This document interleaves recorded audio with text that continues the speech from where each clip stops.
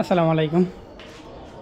এই ভিডিওটা আসলে কখনো যে আমি করব এরকমটা আমার চিন্তা ভাবনায় ছিল না, বাট তারপরেও করা লাগতেছে। এখন আমার খামার একদম খালি খালি কেন সেটা বলার আগে বলতেছি, বাচ্চাগুলো এখন আছে নিচতলায় একটি রুমে। আপাতত এতগুলো বাচ্চাকে একসাথে গাদাগাদি করে রাখছি, কোনো উপায় ছিল না আমার। কারণ সবচেয়ে বড় কথা হচ্ছে একটি ব্যবসা বা সাধারণত খামারের কথাই বলি, যেহেতু আমি খামার সেক্টরে আছি। খামার করার আগে অবশ্যই খামারের পুঁজিটা যতটুকু কার্যকরী একটা ব্যবসার জন্য, প্ল্যানটাও ততটুকুই কার্যকরী একটা ব্যবসার জন্য, একটা ব্যবসাকে সাফল্য অবধি নিয়ে যাওয়ার জন্য। তো অবশ্যই খামার করার আগে প্রপার প্ল্যানিং করবেন, না হয় আমার মতো পস্তাতে হবে।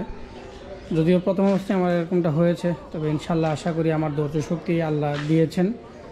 আল্লাহ ওইরকম আমাকে সুযোগ সুবিধাও দিবেন এই সময়টা, কঠিন সময়টা থেকে ওঠার জন্য। সবাই দোয়া করবেন। আর এই সমস্যাটা হচ্ছে, আমার যে সমস্যাটা, আমার পর্দাগুলো ভিতর দিয়ে রাখছি।